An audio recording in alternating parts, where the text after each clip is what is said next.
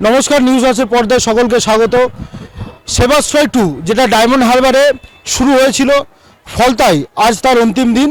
কিন্তু অন্তিম দিন বলা খুবই ভুল হবে, কারণ আগামী মেগা ক্যাম্প চলবে 24 থেকে 28 তারিখ পর্যন্ত, আগামী 5 দিনের জন্য। ঠিক এই ক্যাম্পেই হবে। মানুষ কিন্তু সেবাশ্রয় 1-এ একটা সাফল্য নিয়েছেন এবং তারপরে পরিষেবা নিয়েছেন, এবং তারপরে সেবাশ্রয় 2 নিতে আপনাদের যে ছবি তুলে ধরলাম, যে ব্যাপক হারে ভিড় হয়েছে আজকের। এবং মানে সেবাশ্রয় 2-এ যে পরিষেবা মানুষ পেয়েছেন সেটা আপনাদের প্রতিক্রিয়া দেখিয়েছি। আমি যে ফলতায় যিনি এই যে সেবাশ্রয় ক্যাম্পের যে যিনি টোটাল পরিচালনা করছে পুরোপুরিভাবে, তিনি জাহাঙ্গীর খান, একেবারে অভিষেক বন্দ্যোপাধ্যায়ের একেবারে স্নেহধন্য ব্যক্তি, এবং এখানকার যিনি পূর্ত কর্মাধ্যক্ষ জেলা পরিষদের, তার সাথে আমি কথা বলবো। দাদা, সেবাশ্রয় 2 যে সাফল্য পেয়েছে, মানুষ কিন্তু একটা স্থায়িত্বকরণ চাইছে, পরিষেবাটা এত লোকের ভালো লেগেছে, কি বলবেন এই সব কিছু বিষয়ে? দেখুন, আমাদের সর্বভারতীয় তৃণমূল কংগ্রেসের সাধারণ সম্পাদক, লোকসভার দলনেতা, ডায়মহারা লোকসভা কেন্দ্রের প্রিয় সাংসদ শ্রী অভিষেক ব্যানার্জি মহাশয়, উনি 2024-এর লোকসভা ভোটে জেতার পর এই ডায়মহারা লোকসভা কেন্দ্রে যে 7টা বিধানসভা আছে, এই 7টা বিধানসভার সাধারণ মানুষ ওনাকে দুহাত ভরে আশীর্বাদ দিয়েছেন 2024-এর লোকসভা ভোটে। তাই উনি ওনার বক্তব্যের মধ্যে বলেছিলেন যে 7,11,000 ভোটে জেতার পর উনি 3 মাস কিন্তু ঘুমাতে পারেনি, কারণ যে মানুষ যেভাবে ওনাকে আশীর্বাদ করেছেন, সেই আশীর্বাদকে কেন্দ্র করে মানুষের ঋণটাকে কিভাবে উনি পরিশোধ করবেন, সেই চিন্তায় উনি 3 মাস কিন্তু ঘুমাতে পারছিলেন না। তারপর উনি কি করলেন, যে সকলের সুস্বাস্থ্যেরকে পরিষেবা দেওয়ার জন্য উনি এই সেবাশ্রয় নামক কর্মসূচি করেছিলেন 2025-এর 2 জানুয়ারি ডায়মহারবার বিধানসভা থেকে। তারপর প্রত্যেকটা 7টা বিধানসভায় আমরা এইভাবে সেবাশ্রয় ক্যাম্প করেছিলাম। ঠিক এই বছরও 2026-এ কিংবা 2025-এর ডিসেম্বর মাস থেকে মহেশতলা থেকে আবার সেবাশ্রয় 2 কর্মসূচি আবার শুরু হয়েছে। তা প্রথমে মহেশতলায় হয়েছিল, তারপরে মেটাবুজ হয়েছে, তারপরে বজবজ বিধানসভা হয়েছে, তারপরে বিষ্ণুপুর বিধানসভা, তারপরে সাতগাছিয়া বিধানসভা, আজকে ষষ্ঠ বিধানসভা হচ্ছে ফলতা বিধানসভা, আর 7ম বিধানসভা শেষ হবে ডায়মন্ড হারবার বিধানসভা। তাই আগামী 21 পর্যন্ত ডায়মন্ড হারবার বিধানসভায় প্রথমেই 7 দিনের কর্মসূচি হচ্ছে। তারপরে 22-23 থেকে যেহেতু নেতাজি সুভাষচন্দ্রের জন্মদিন, একই সঙ্গে সরস্বতী পূজা, তাই 23 তারিখটা বাদ দিয়ে 24 থেকে 28 তারিখ পর্যন্ত আবার 5 দিন মেগা ক্যাম্প হবে। সেই মেগা ক্যাম্পে শুধুমাত্র মডেল ক্যাম্প চলবে। এখন এই যে 7 দিন প্রত্যেকটা অঞ্চল ওয়াইজ 2টো করে ক্যাম্প হচ্ছে। আমার এই বজবজ বিধানসভায় 33টা ক্যাম্প করেছিলাম, 32টা হচ্ছে মিনি ক্যাম্প, একটা মডেল ক্যাম্প। ঠিক ফলতা বিধানসভায় আমরা 30টা মিনি ক্যাম্প, একটা মডেল ক্যাম্প করেছি হরিণা গ্রাউন্ডে। তাই প্রচুর মানুষের সাড়া পাচ্ছি, মানুষ খুব আপ্লুত এবং খুশি হচ্ছেন, এবং আরও দোয়া আশীর্বাদ দিচ্ছেন আমাদের প্রিয় নেতা অভিষেক ব্যানার্জি মহাশয়কে, যাতে উনি সারা জীবন এইভাবে মানুষের পাশে থেকে সঙ্গে থেকে কাজ করেন, সমস্ত মানুষকে সুস্থ পরিষেবা দেওয়ার জন্য যে চিন্তাভাবনা করেছেন, ওনার এই অভিনব চিন্তাভাবনাকে আমরা সত্যিই স্যালুট করি। উনি যেন এইভাবে সারা জীবন মানুষের পাশে থেকে সঙ্গে কাজ করেন, এই আশাটা ভরসাটা আমরা রাখি আমাদের প্রিয় নেতা অভিষেক ব্যানার্জির কাছ থেকে।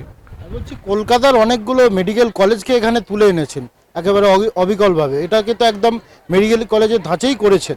মানে কলকাতাকে এখানে তুলে এনে পরিষেবা দেওয়ার মতো একটা প্ল্যান করছেন। দেখুন, এই 7টা বিধানসভায় সবাই বিভিন্ন রকমের সব ক্যাম্প করছে। আমরা এই ফলতা বিধানসভায় যে মডেল ক্যাম্পটা হচ্ছে, মেডিকেল কলেজটাকে আমরা ফলো আপ করে এখানে আমরা যতটা পারি চেষ্টা করেছি যে কতটা আমরা বেটার পরিষেবা দিতে পারি মানুষকে, সাধারণ মানুষকে। সেই চিন্তাভাবনা করে আমরা মডেল ক্যাম্প করেছি মেডিকেল কলেজকে ফলো আপ করে। তা আপনারা নিশ্চয়ই দেখতে পাচ্ছেন যে কতটা আমরা সাকসেস হয়েছি বা সাফল্য হয়েছি, সেটা আপনারাই বলবেন। আমরা আমাদের দিকে এখতিয়ার সামর্থ্য অনুযায়ী আমরা চেষ্টা করেছি যে যতটা বেশি আমরা মানুষকে পরিষেবা দিতে পারি সব রকম দিক থেকে। আমি বলছি, মানুষের সঙ্গে আপনি কথা বলছিলেন, তারা চাইছেন যে আরও থাকুক, আরও পরিষেবা তারা পাক, একটা স্থায়িত্বকরণ চাইছেন মানুষে, কি বলছেন তাদের জন্য? দেখুন, অলরেডি আমাদের এমপি সাহেবের সঙ্গে কথা হয়েছে যে আমরা চেষ্টা করছি আগামী দিনে বা আগামী বছরে আমরা স্থায়ী মডেল ক্যাম্প করার চেষ্টা করব, যেখানে সপ্তাহে 2 দিন করে সরকারি ডাক্তাররা আসবে, মাসে 8 দিন ডাক্তাররা বসবে, এবং সারা বছর যাতে আমরা পরিষেবা দিতে পারি সেই ধরনের চিন্তা আমরা করছি এবং আমাদের এমপি সাহেব সেই ধরনের আশ্বাস দিয়েছেন। তা আগামী দিন দেখা যাক যে আমরা কতটা এটাকে ফলপ্রসূ করতে পারি, সেই দিকটা আমরা লক্ষ্য রাখছি। বলছি, আপনারা যেটা বলে থাকেন শয়নে স্বপনে তিনি সবসময় মানে কামনা করে থাকেন যে অভিষেক ব্যানার্জির জেল যাত্রা হবে, সেই শুভেন্দু অধিকারী তার এলাকায় আগামীকাল উদ্বোধন হচ্ছে এই সেবাশ্রয় ক্যাম্পের, কি প্রতিক্রিয়া? দেখো, হাতি চলে বাজার, কুত্তা ভোগে হাজার। তাই কে কি বলছে আমরা সেদিকটা লক্ষ্য রাখি না, আমরা দেখি আমরা মানুষের জন্য কতটা কাজ করছি বা কাজ করতে পারছি বা কতটা কাজ করা উচিত, আমরা সেই চিন্তা ভাবনায় আমরা এগিয়ে যাই। আজকে মামাটি মানুষের সরকার, আমাদের প্রিয় মুখ্যমন্ত্রী মমতা ব্যানার্জি মহাশয় মানুষের জন্ম থেকে মৃত্যুকাল পর্যন্ত একটা উন্নয়ন করছেন, প্রকল্প করছেন। উনি এই যে স্বাস্থ্যসাথী কার্ড করেছেন, যে স্বাস্থ্যসাথীর মাধ্যমে 5 লক্ষ টাকার তারা সুবিধা পাচ্ছে। তারপরে লক্ষ্মী ভাণ্ডার থেকে শুরু করে কন্যাশ্রী থেকে শুরু করে যুবশ্রী থেকে শুরু করে একটা পর একটা পরিষেবা আপনারা দেখেছেন। তাই আমরা মানুষকে বিশ্বাস করি, গণতন্ত্রের মানুষ শেষ কথা। তাই মানুষ যেটা চাইলে খুশি হবে, যেটা করলে মানুষ খুশি হবে, যেটা করলে মানুষ আমাদেরকে দুহাত আশীর্বাদ দেবে, আমরা সেই চিন্তা ভাবনা করে চলি। কোন নেতা কি বলল, কোন দলের নেতা কি বলল, কে কি বলল সেটা আমরা দেখি না। আমরা এটাই বুঝি গণতন্ত্রে মানুষ শেষ কথা। মানুষ যেটা চাইবে, মানুষ যেটা ভালো বলবে সেই কাজটাই আমরা করতে বেশি ভালোবাসি। আর আমাদের মামাটি সরকারের সমস্ত নেতৃত্ব আমরা মানুষের ওপর ভিত্তি করে আমরা পথ চলি আর মানুষের উপর বিশ্বাস করে আমরা কাজ করি।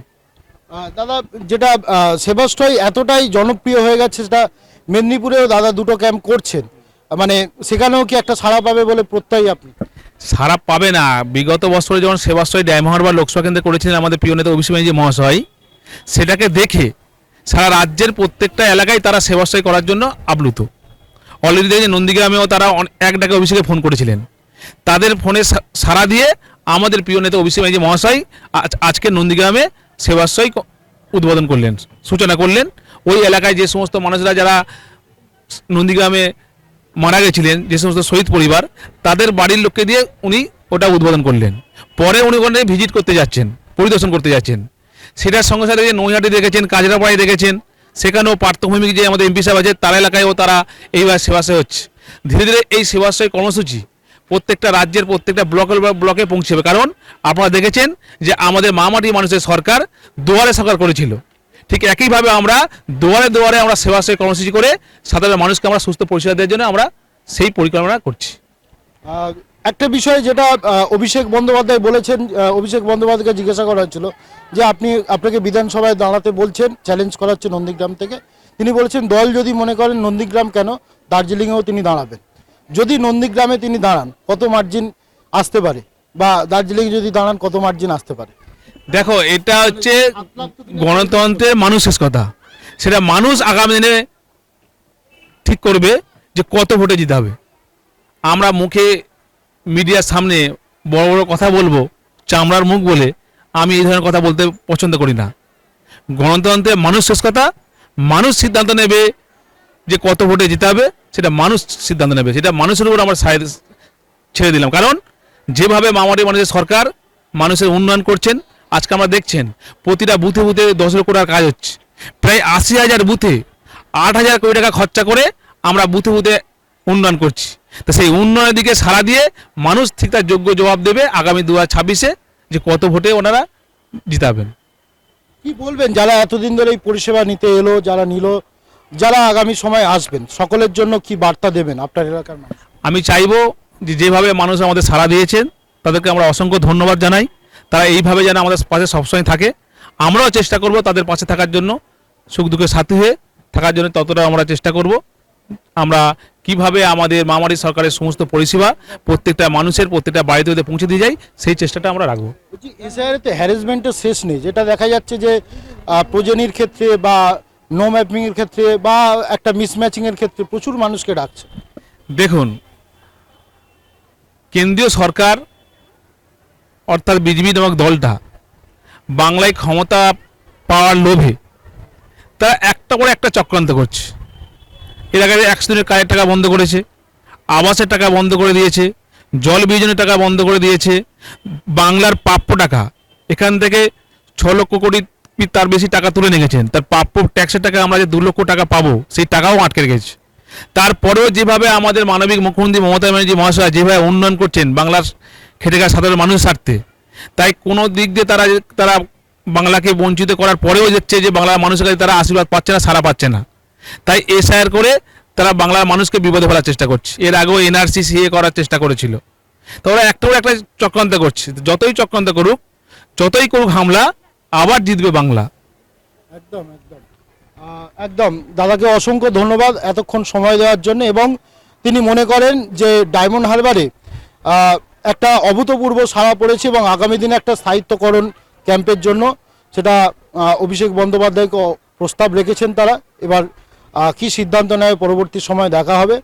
এবং আগামী নির্বাচনে যে একটা বড় মার্জিন নিয়ে আবারও ক্ষমতায় আসতে চলেছে তৃণমূল কংগ্রেস সরকার, তৃণমূল কংগ্রেসের সরকারে আসতে চলেছে, সেটাই এখন দেখার অপেক্ষায়, এমনটাই তিনি বলছেন। সকলকে ধন্যবাদ নিউজ ওয়াচের পক্ষ থেকে।